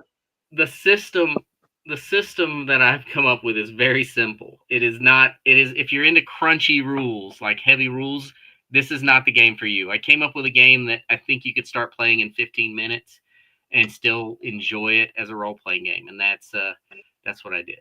So yeah, I'm trying to conquer it all. I don't know, I did I've done prose, I've done comics, I've done film, and I did role-playing game last year with Deadpool role plays the Marvel Universe for the Marvel role-playing system. and now I've got this. It's, you know, at some point I must weep, for there will be no more worlds to conquer. I mean, I used to be a THACO snob, like back in the day. It was like, okay, you don't go like I hated when they guarded that, and then I was like, dive role playing reference right there. yeah, and then it was like, you don't go past 3.5. No, you just don't do it, because these slides and weird things, you're just no. I won't play that, bro. But it is also something where, like, getting my friends' kids to play, there's no way. I mean, these are pretty smart kids, but it's going to be really hard to teach a 6-year-old THACO, you know? Yeah. But to get like 3 sisters all playing a game together with the adults, an easy system is better, because it's like, I want you, my thing is the storytelling, you know, like, let's talk about what our characters do. It's not just roll dice and kill things. It's, let's tell the story. Let's come up with, here's the background of everything. Let's make this happen, you know? Tell me your kid's story. So I always give them journals if I'm going to play with somebody. I'm like, here's a journal. Now you write down everything that happens and everything in your backstory and what you think, so that it comes to the the forefront. So making it easier to play isn't a bad thing. Okay, Alexaco. 5 y'all day. How dare you? Oh God. So Cullen, we're coming up on time, and I just Leo. I'm good. So Leo, Kari, do you have any other questions to ask Cullen before we let him get back to, you know, being in 10 places at writing to keep the lights on? Well, I have my last Do it. end of the show questions, but before I do, Kari, anything else? Oh, I think I got everything covered, and I'm going to try to snag him for another show. So anything I don't have, I'll grab then, or I'll just like interrogate him at Kansas City. So There you go. There you go, man. Cullen, Sorry. do you do any role playing on like console or PC? So I don't play a lot of like console games anymore. My wife and my friend Tim got me a little Game Boy that has like, I don't know, a bajillion games on it from the 80s and 90s, and I play that a lot. So I like old video games, although I'm not very good at any of them. I'm just really bad at video games these days, but I like playing them. I like the nostalgia of it. I do play Dungeons and Dragons about once a week with some friends, including a couple of guys that I've known pretty much all my life, that I played D&D with on the bus when I was in middle school, or early middle school. So I still play Dungeons and Dragons about once a week online, obviously. And yeah, it's I'll always game in some capacity. If this shelf over here is nothing but role playing games, and it is the thing I like to collect more than anything anymore, is vintage role playing games. Which edition are you playing? We play your favorite 5th edition right now. Wait. Yeah, currently it's 5th edition. We play 5th edition, whatever edition it is. I've played every version of Dungeons and Dragons that's ever existed. So right now we're playing 5th, and at some point it'll change to whatever's next. Very cool. Well, one of the questions I normally ask is, what do you dork out about, other than writing? But it seems, vintage role playing games. Anything else? It's great to hear you're a classic gamer as well. Yeah, no, I guess I geek out about a lot of different things.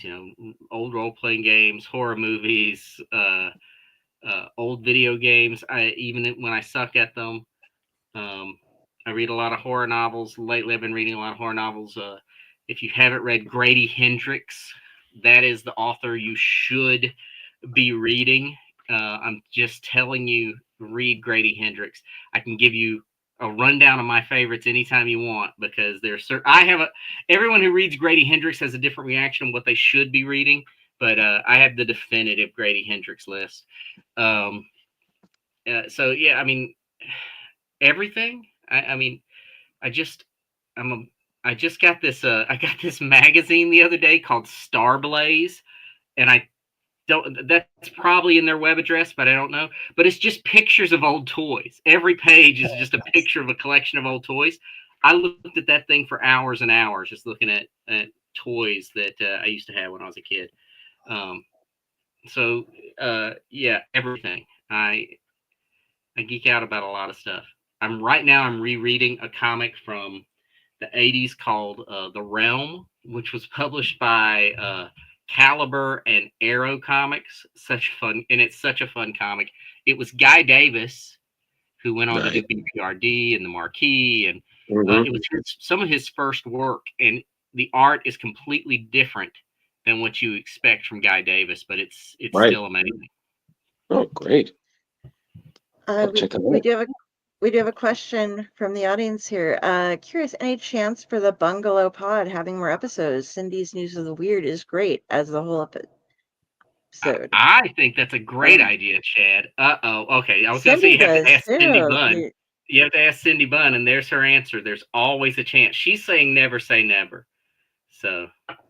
Okay, Cindy. And Sean's going to send you some stuff. Cindy has spoken. And yeah, seriously, guys, I have the most fun hanging out in the Cullen Bunn Discord. It's a great time. Like, people just chat, and it's so friendly, and it's just a very good space. Yeah, the Discord channel I set up, my intent with it was, like, when you come up to me at a convention, you hang out at my table and we talk about all sorts of nonsense. I talk about all sorts of BS with people. Right. I wanted my Discord to feel like that, where it's like, here's a spot where you can come and just talk about any kind of nonsense you want to talk about. Everybody's friendly, everybody's cool, and it's a good time. She does ask if she can kill you. That's true. Yeah, she is the bun slayer. Bunslinger. I got to write that down. That's a good one. Sweet. I got to write that down. I'm going to use that for something. I promise. Sweet. Kari, be on the lookout. But with that in mind, Cullen, thank you again so much for coming on, man. We really appreciate you taking the time. In terms of social media and upcoming appearances, where can people interact with you best? And what's your next con? So on social, I don't do a lot on social media anymore. I am on Facebook right now, and I'm on Blue Sky. I'm just kind of getting my feet wet in Blue Sky. Sorry, Leo. But I'm on Blue Sky. The best places to stay in touch, that Discord channel is awesome for staying in touch with me. I have a Patreon that has both free levels of, where you can find out on my Patreon, even at the free levels, you will know everything I'm working on every day. You will get a rundown of everything I did. I have a newsletter that comes out every week, most weeks, that you can find on my website. You can find on Patreon. You can find on wherever. So the newsletter, Patreon, and Discord and Blue Sky, I guess, are the best places. And then as far as conventions go, I'm going to be at Comics Pro in LA next week. That's not necessarily a convention where readers are there. But then I'll be at Emerald City Comic Con. I don't have my schedule for that yet. I don't know where I'm going to be set up. That's in Seattle. And then I'm going to be at, I guess after that is Planet Comic Con in Kansas City, which is a great show. And then I think I'm going to be in Omaha, Nebraska for Free Comic Book Day at Krypton Comics. And then, so there's a ton. Man, Dude, you just I live in Lincoln. Well, there you go. I didn't know about that. Well, I don't think, honestly, I don't think they've announced it yet. But unless they decided that, no, I'm not going to be there, I'm supposed to be at Krypton Comics in Omaha for Free Comic. Well, then that's where I'm doing Free Comic Book Day. Yeah, that's exactly where she's doing Free Comic Book Day. I'm looking Selfie forward to it because wall. that store is great. I walked out of the last free comic book day I did there. I walked out with a stack of books. It's like a huge stack of books. That's a good store, man. Here we go. When you're roaming the cons, what do you like to hunt for? Also, So Leo is the dude. I love to look for old role playing game stuff. If I can find old role playing game stuff, I'm in heaven. But besides that, I look for old magazines, especially like Famous Monsters of Filmland. You know, Fangoria too, but I have most of those anymore, so I don't, or nowadays, so I don't have to look for them. But I just like the magazine format. So I really do for old books, old comics. I look for magazines. There are 3 issues of X-Men that I need, and I do look for those every convention, but they're all very expensive issues. So the chances are that I'm never going to get them because I'm just cheap. Well, if you need a X-Men #1, I have about 41 copies. 42. Are you talking about the Jim Lee X-Men #1? Oh man, Yeah. those are rare. No, Dude, I need they're rare because they're all in his fucking closet. I All need of them. X-Men #4, which is the first appearance of Scarlet Witch, which makes it expensive. Right. And I need the first 2 appearances of Juggernaut, which are a little more reasonable. And I'll get them at some point. When I was a kid, my dad helped me collect a run of X-Men from 1 to whatever was out there. Mm-hmm. And then I sold them all to pay for college like a noob. And so I've been trying to get them back again without my dad to help. Amazing. Well, like I said, Cullen, thank you again so much for coming on, man. We really appreciate it. You know, Thanks for having me. sure. Yeah, no, and like you said, you'll probably run into Kari before you run into me and Leo. But perhaps and just let me know if you need that video for any legal action. Yeah, maybe. I'm getting real nervous now. Yeah. That squirrel's looking mighty murdery. But and then perhaps Leo, maybe we'll see Cullen at Terrificon. You never know. Maybe he'll get that invite. You know, They just got to invite me and see if as long as it works with my schedule. See.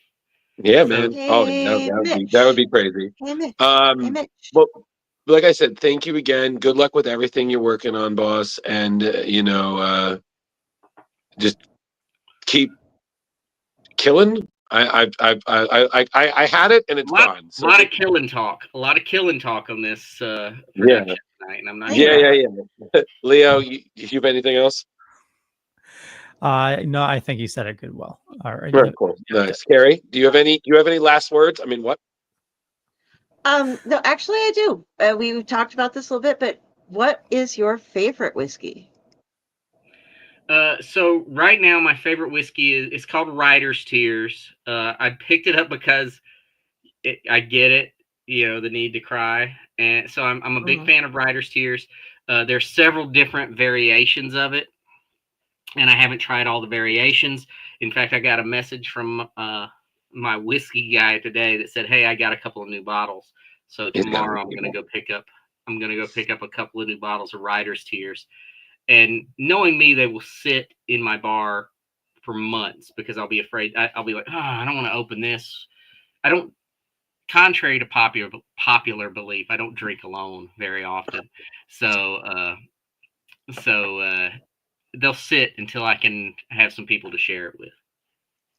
Well, apparently, according to the people, and thank you everyone who's been commenting, we really do appreciate the enthusiasm. You're also being a great spokesperson for Writer's Tears. So Writer's Tears is great. It's a great Irish whiskey. Get on. There you go. It does taste. So it's not just because it's a cool name. It is a really good whiskey as well. It's my favorite. It's my favorite. And it's there's an a Irish Japanese cask Writer's Tears that I'm really excited about. That's the one I haven't gotten yet that I'm gonna pick up in the next day or so. Oh boy. Okay. I hope that's a smooth ride.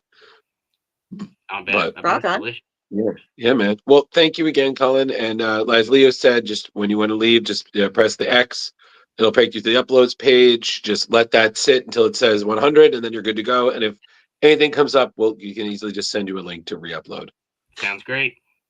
All right, man. Well, thank you All right. again. You have a good rest of the night. You Thank too. you. Thank you, Cullen. And just And a everybody reminder else? to everybody watching, we have plenty of show left, so definitely stay tuned. Yes. Awesome. And then there were 3. Drew turned into Harry Potter. Oh no, I forgot I had these when I was doing the faux Leo impression last time. Remember? You're a wizard, Drew. I knew it. That was great. There's a blizzard, Drew. Here's Okay. a wizard, Drew. Because okay, guys, we're doing that thing again. You made me the straight person. I don't like it. Okay, so can we do the thing where we go straight to variant watch, please? Hey, Mark, you're going to Mark, want to stick around because Yeah. we got some stuff going on, and I'm going to be doing some. Sorry, I'm like, hey, Mark, excuse me, Mark, you're going to want to hang around, dude. We got some stuff coming up. We're going to tell the news. We're going to do variant watch, a little bit of that, but we also got some Kickstarter stuff going on, and Luis's is going to be on. So yeah, you're going to have to check it out because I'm going to be putting that out there, and you can put in any comments about stuff that you might know that I don't know. So yeah, Kari, breathe. We'll do variant watch right now. okay. By the way, I poured a little heavy on mine, so it's You always pour a little heavy. Yeah, I do. It's you do. It's my problem. For some reason, I can't drink beer, but I can drink like hard liquor, like a fish. No, it's because you took our joke about smash pages and made it a reality. So, Spirits, the carbonation, just. I'm a bad influence, and Ratatoskers an alcoholic, so we take full credit for making Leopold drink root beer whiskey. Cool. Well, Damn you, Nebraska. All right. Damn you, Nebraska. Chewy.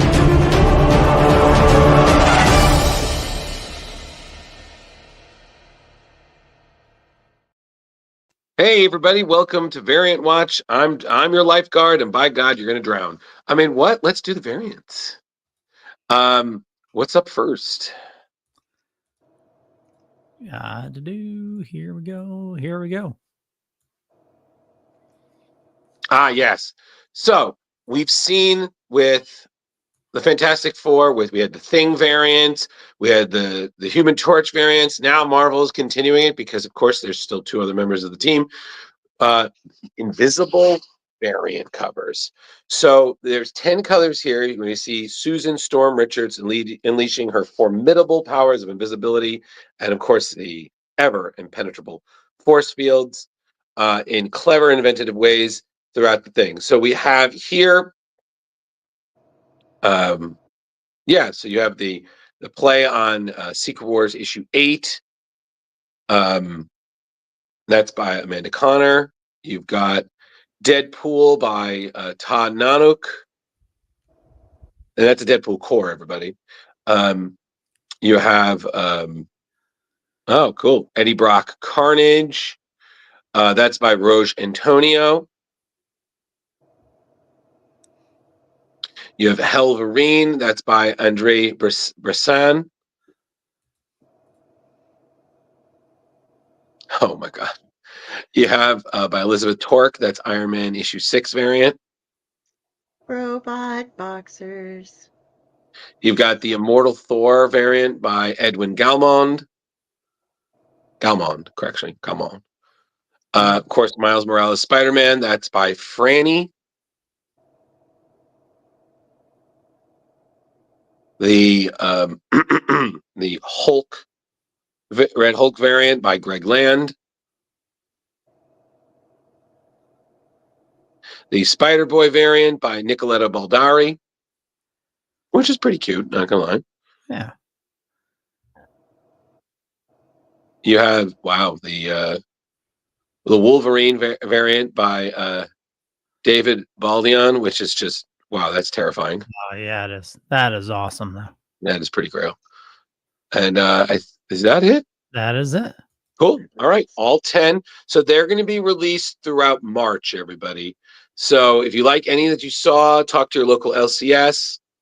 Put it down and enjoy. And hopefully you don't see right through them.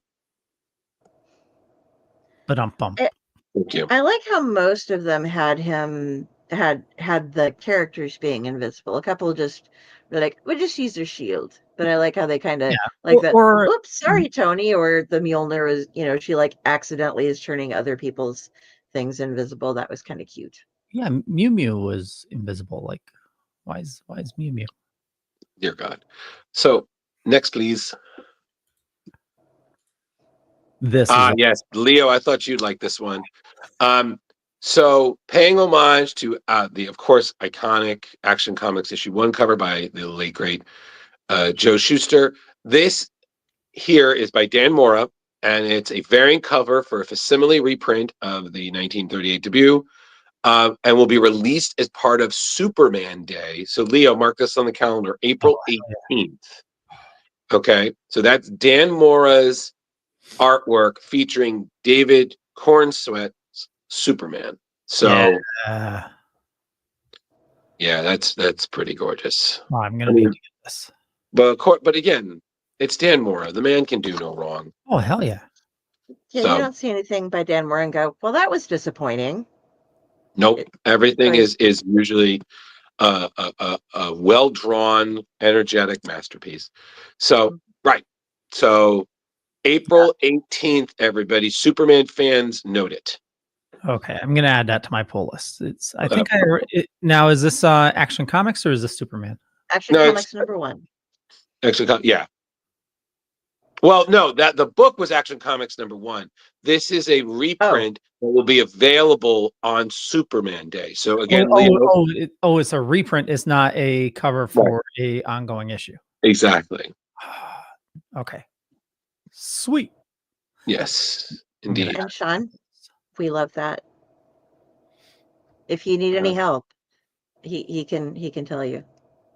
And then the next one up, if I'm correct, is more Marvel variants, more Marvel Rivals variants.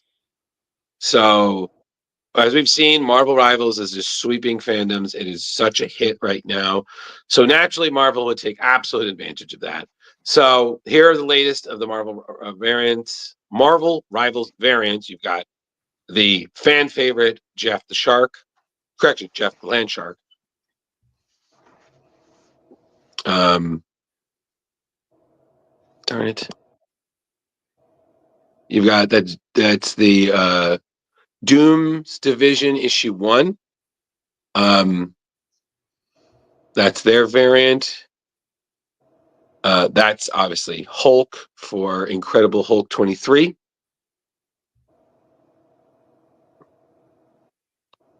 And that's the Psylocke variant.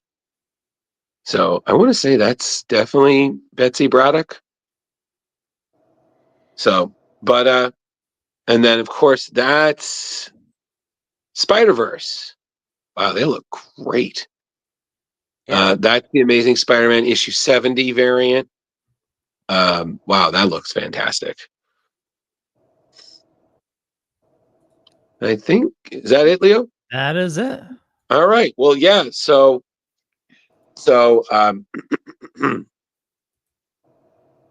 yeah, so those are all going to be available in your shop come March. So for April, right? Superman's April. Oh, yeah. Rivals is March. Sorry. Rivals is March, right?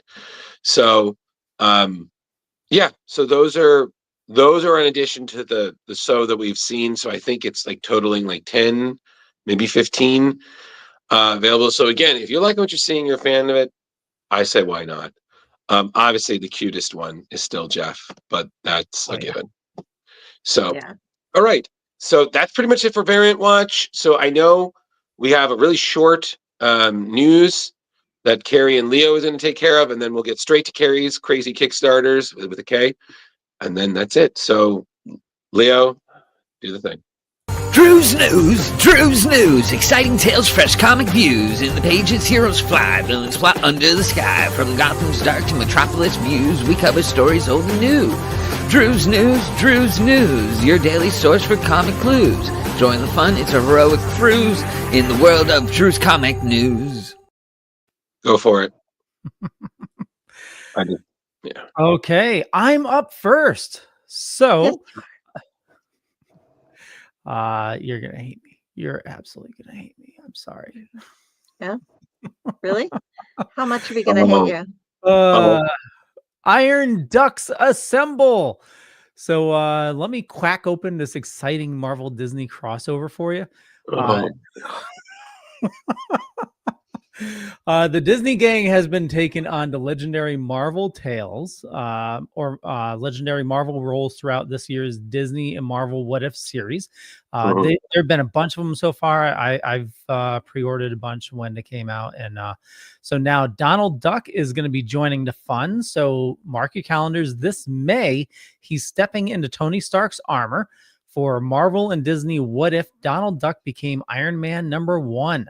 So the story is going to be paying homage to Iron Man's debut with Tales of Suspense number 39, as we know. That's by Stan Lee, Jack Kirby, Larry Lieber, and Don Heck. So Disney comic veterans Luca Barberi and Steve Bailing are writing, with Donald Safriti handling the artwork. And they're crafting a tale where Donald shows off his rarely seen genius side while maintaining his classic personality. So the Beagle Boys have Donald trapped, demanding he build a device to break into Uncle Scrooge's money bin. But Donald has other ideas, leading to the creation of his own Iron Duck armor. So the question is, will Donald quack up under pressure or prove he's got the bills to save the day? So make sure you add this one to your pull list. Donald suits up in Iron Duck May 28th, 2025. And going over to covers here, the first one's by Donald Safreti. There's going to be 4 variant covers. Next one is going to be Mark Brooks. That's gorgeous. Yeah, it is. And this one's by Phil Noto. Beautiful. And then the last one is Dan Panosian. Nice. Okay. Yeah. For me, Mark Brooks is a fantastic artist. I seem to recall he posted about it, and he said very rarely has he ever been enjoyed doing a project that took him out of his wheelhouse, and doing the cover that we just saw that he did with Donald and the Beagle Boys. He was like, what a delight. Yeah. And it is just beautiful. Yeah, and the Disney books have been so much fun. I mean, just like Uncle Scrooge and the Infinity Dime was a blast. Yeah. I think it's just interesting because some of them are, in my mind, again, the transitions flow is like, but it's funny because you're like, oh, and I'm like, dude, Tom, stop encouraging him. Well, you don't want to miss this book, or you don't want it. No, don't. Sorry. Whatever you're gonna do, put it in your jar. Okay. Point is, we've seen Donald as Thor, Donald as Wolverine. Mm-hmm. I could have sworn he was the Thing. Thank you. He was the Thing in the Fantastic Four meets Disney, and now he's Iron Man. So what can't he do? Speak. Shut up. So ignoring Pun Master Supreme there. Kari, I believe the next one's you. Yes. All right. So on sale May 21st, it is the 50th anniversary of Giant Size Adventures #4, in which the Vision and Scarlet Witch got married. To celebrate, Marvel is giving us a 5-issue limited series, teaming the two back up together. Scarlet Witch writer Steve Orlando paired up with the past artists Lorenzo Tomeda and Jacopo Capini are bringing us a story where something evil beyond the grave is opening doors across the world. These doors offer people the chance to reunite with their lost loved ones, but it comes at a price. The Vision gets deathly injured trying to investigate what's behind the spawning of the doors, and Wanda comes back to save him. If we start at the beginning with the covers, we have, this one is by Russell Dowderman. Next, we have this one is going to be a foily. It's an homage cover by Jose Maria Casanovas. Mm-hmm. The next one is by Stephanie Hans. And then lastly, we have Marguerite Savage. Oh, that's great. Yeah. So Sorry. again, this comes out on May 21st.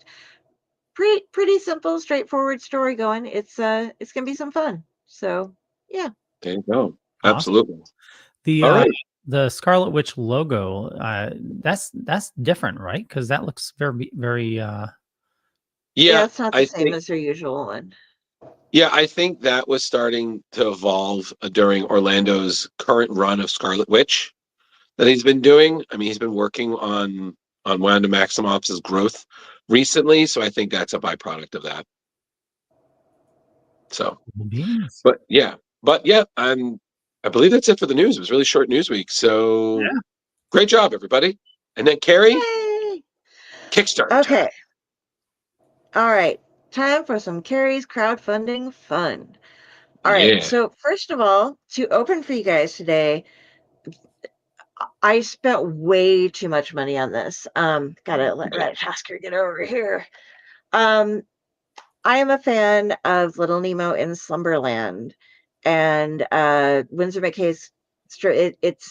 It's classic. It's beautiful. It's fun.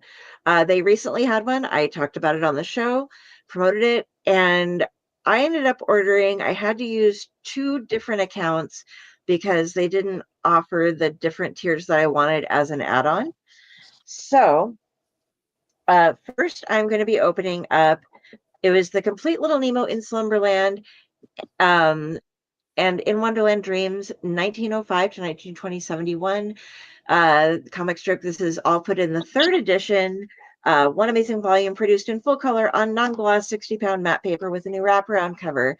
This book features 450 plus pages of Winsor McKay's classic comic strip book and measures approximately 27.5 by 21 centimeters by 4 centimeters with a great hardcover on 33 PTS and scrap, blah blah blah. I got the add-ons as well. It came with a great cover, and I got a PDF of it. But this, I got these big heavy books that came with it. Is the book that I got, and it got this really awesome, great hardcover, great. This is like hard as hell. This is very thick, but so inside, for those of you who aren't familiar with Little Nemo, it was drawn. This has nothing to do with, by the way, with Finding Nemo, but it's drawn in a very interesting manner. It's all just little comic strips about this little boy who goes to Slumberland, and the lettering as well as the drawing is something that you really have to look at and see for yourself because they're tiny. But it came with based on the stretch goals. And so I got these twice. I got these writing pads, which I'm going to open up here. So you can see what one of them looks like. Little writing pads. And you started off with a set of 2 and then some magnetic bookmarks. Then they added on an extra 2 writing pads plus a button. I think I have that up right. Yeah. And then over here, where did they go? I'm like dropping things everywhere. There were coasters that you get, and there was a specific tier where you got measured out coasters, like or not measured out. What do you call it when everything lines up together? Connected coasters. There we go. And I also got with this because of stretch goals, 5 different prints. Here's one, here's another. Here are yet some more that are, and once again, you can see the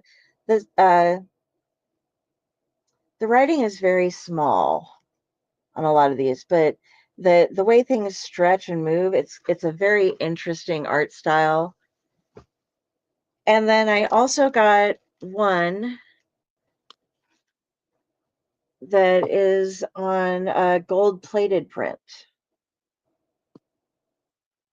So gold plating, I'm like, yeah, I'll take some gold plating, why not? And once again, like I said, I got all of the extras on this twice, so I'm going to put this one back and then show you when I ordered. There were 6 possible copies left for the second edition. All right, so I got a second box of it, and once again, I got all of the magnets or all of the little extras, the magnets and buttons and coasters and things like that. I got extra buttons with this one. This one came with 2 paperback copies of the second edition, and it has, I believe, 500 pages or more going through for the second edition of it. And it also came with 3 PDFs of the complete Dream of the Rarebit Fiend.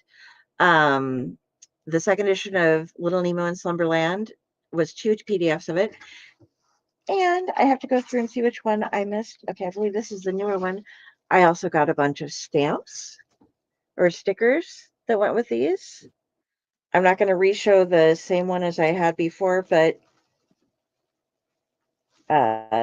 these were more of the stickers that I got. And then I think this is the difference. The one thing I'm sad about is that these were supposed to come with, these were supposed to come with a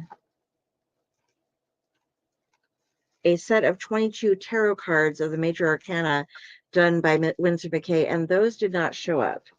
So I'm not sure what happened with those, and I'm a little sad about it. But I'm hoping that I do get them. And it looks like I have the same prints done over twice in this one. But it was like they came free, but then they were also an offer for if they meet their goals. So that's what I got out of all of it, about $300 plus out of the Little Nemo and Slumberland collection. But I love it. It's gorgeous. And I'm super excited about it. I did contact them. And so hopefully I will be getting, hi, Mott. So hopefully I will be getting the rest of them. I really want to get those tarot cards because they'll be really cool. And I know that with that many points and pieces in a Kickstarter, it's really hard to do. So I want to share with you guys now the Kickstarters that I found this week that I think are worth sharing. And it is not really wanting me to share this page. So let me see if I can, that again, share screen. Here we go. Okay, so these are the ones that I have to recommend for you right now. This first one is a little treasury of American evil. This one is going to last on Kickstarter until Saturday, March 1st at 12:38 a.m. Central Standard Time. And it is the first in a new zine series about the dark corners of U.S. history that you may or may not know about.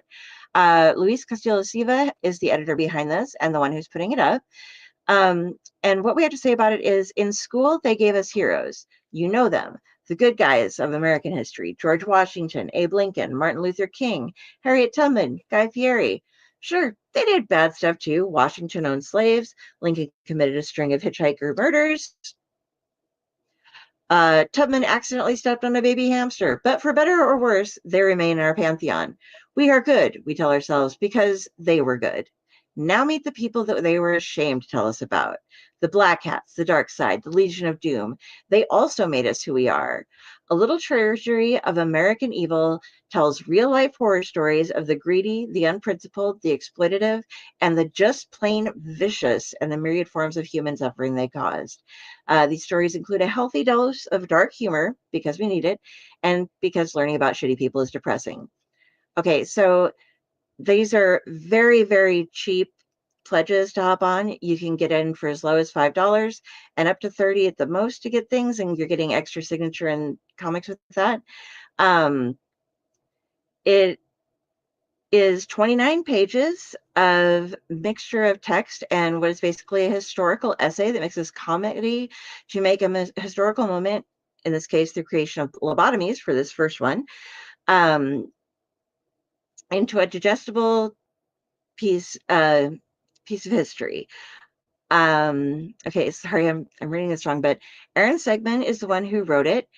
Sean Cochran did the cover, and Joel Blott formatted the zine, as well as Azam Rahro putting in some artwork as well. This first one is A Little Treasure of American Evil #1. The inventor of the lobotomy, Dr. Walter Freeman, who went on the road in the 1950s in his, not kidding, lobotomobile to popularize the brain surgery that killed or disabled thousands. This quack surgery was sold as a cure for mental illness, chronic pain, and being LGBTQ+. Walter was also a huge dick in general. I have read it. Luis was kind enough to send me a PDF of it, and I've also sponsored it, and they have hit over their mark. So go on and give them some more confidence so we can read some more of these. I really enjoyed what I read. There's some great illustrations, some great pictures. It's both a learning experience, and it is morbid, but it gives you some giggles too because of some of the things that they threw in, like real things the guy did that they're able to throw in a really fun way. So go look up A Little Treasure of American Evil. It's on Kickstarter right now. And like I said, you have until March 1st to get that funded. Well, it is funded to get that pledged. Okay. And I'm going to take that one down now and see if I can get the next one to come up. I have one more for you tonight, guys. It just takes me a little bit to get things up sometimes. Because I'm not Leo and I'm not magic and I can't open 30 windows at once. Share screen. Da, da, da. Okay, here we go. Because why wouldn't I, as I absolutely love him.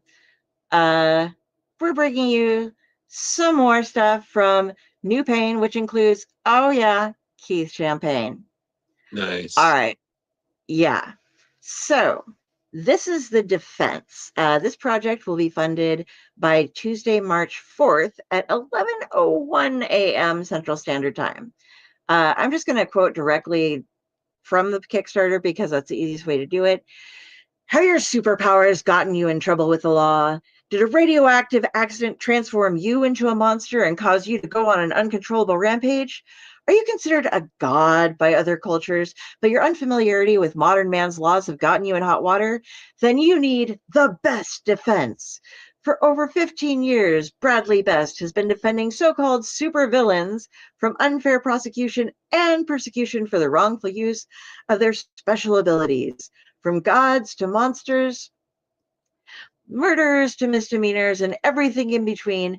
If your powers have gotten you into trouble with the law, you have options. Not only is Bradley Best a top attorney with years of experience defending supernormal clients, he's also the son of the greatest, most feared villain of all time, King Vengeance. Brad understands because he's just like you. Every villain is the hero of their own story, but sometimes even heroes need help. Let Bradley Best be the hero you both need and deserve. Call now, not troll free. All right.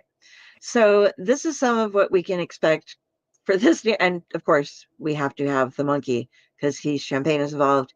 There is a monkey. Of course. So, yes. So, created by Keith Champagne with layouts by Leo Rodriguez and colors by Rich Stanky. The defense is intended for readers that enjoy books like or enjoy shows like Better Call Saul, Goliath, or The Lincoln Lawyer, and comic books like She-Hulk or Gotham Central. It follows infamous defense attorney Bradley Best as he takes on the biggest case of his career, defending the heinous villain Nightmare for a murder she commits in the middle of a packed courtroom, with the proceedings being shown around the country on live TV. As Brad begins to navigate this unwinnable assignment, he uncovers a conspiracy that may lead to long-sought answers about his father, the legendary supervillain known as King Vengeance. Okay, this first thing that I'm showing you here is a special offer, the Back Both bundle. If you guys remember last week, I told you about the backer kit option, the backer kit project going on right now, Daybreak, the complete series. Now, if you back both of these, the Defense here on Kickstarter and Daybreak, the complete series on BackerKit, you'll receive copies of Jump #1, Uncovered #1, and the official handbook of the New Pain Universe #1, absolutely free. From this on, we have different pledge levels going on. You can start with a basic digital defense, which is that he has very cleverly named titles for all these, but it's just $5. It's the PDF. You're good there. But if you want a better PDF, there is the Johnny Cochran Digital Deluxe, which is also included as an add-on. That's for $10. You can buy it either as a pledge level or as an add-on, and try to fit a glove on this digital version jammed full of extra content, the complete first issue, all variant covers, behind-the-scenes sketches, layouts and development documents, and the full script for the Defense #1. It's 60 pages long. As we go on,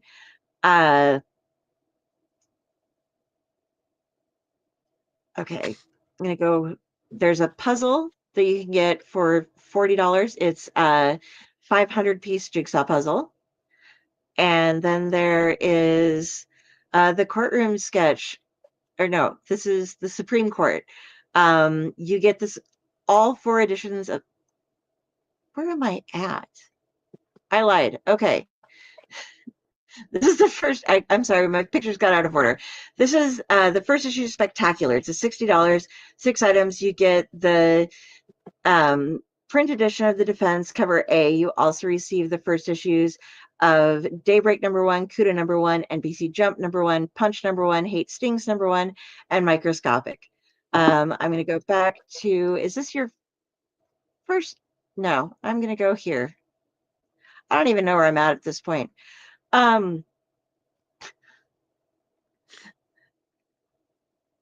Okay, so this is art. You can. I'm sorry, I really planned for this, and then somehow my art got out into different things. Okay. But yeah, so you can get some art in one of them. You can get the puzzle. You can get all of those pieces. You can get just all of the 4 covers at once, which I didn't include in this because I missed the art, and so we're just going to skip that for now. But you can get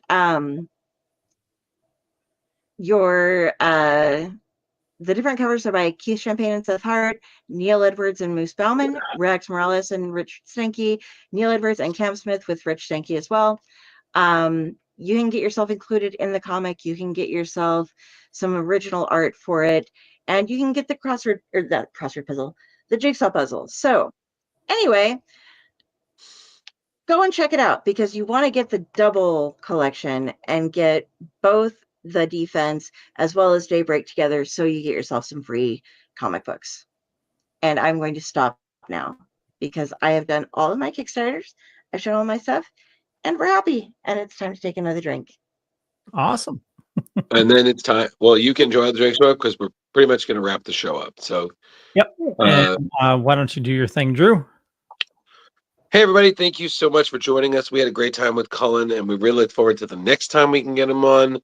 All good luck the project. So, regarding next week, we have another great creator coming back. We have the great Tony Fleeks is going to be coming back. We're going to be talking about the latest things he's working on, some of his upcoming projects, like his upcoming Thing miniseries, and much else. But seriously, if you are not paying attention, we have an amazing slew of guests lined up, not just this month, but next month and even the month or so after that. So please subscribe to our YouTube page. Please keep in touch. Please keep sharing, saving our events and whatnot, tuning in. We love your participation. Thank you so much. You know, Splash Page is #1. And thank you, Tom Dog and Mark, we appreciate y'all staying by. And time to end the show.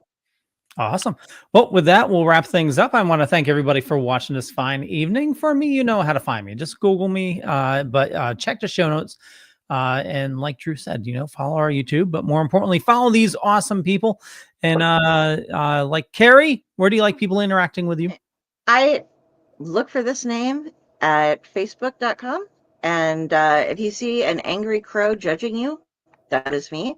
There you can find all of the rest of my links. I am here usually every Tuesday, sometimes Saturdays when we have international guests, and now every now and then on a Wednesday because we want to fit people in. For Splash Pages, I'm also on the Owlite Network. We try to have a show every Sunday.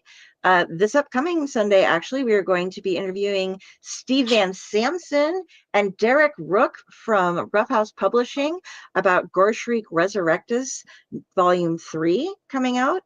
After that, on Monday, we're going to be watching Tomb of the Terrible, Uncle Necro show. And we lost our dear Uncle Necro. He left us a list of movies to watch and review on the Tomb of the Terrible. And this week we are doing Hotel Dunsmuir from 2022. It is on Tubi. So if you would like to check those out, follow those. And you will also see me here next week. Awesome. Mr. Hey, Drew. everybody. Hey, everybody. I'm Drew Mollo. You can find me on Facebook, Ghostbuster 1984, on Instagram. Also, I'm on Blue Sky. Just look me up. Thank you so much for joining us. If you reach out to me outside of the show, I swear to you, I'll get back to you. I'm just really tired and busy. But thank you so much. And I don't know. See you next time. When do you think he's going to realize, Kari? We'll see you next time. I think he's just given up on us. Like he doesn't care anymore. He's just No. like he's just submissive at this point. It's not even At this fun. point, you know what? Can we not talk about me like I'm not in the room, and now we're not just about to end the show? So can we just do that thing? So hold on. That's what I got. Oh yes. Good night, everybody. We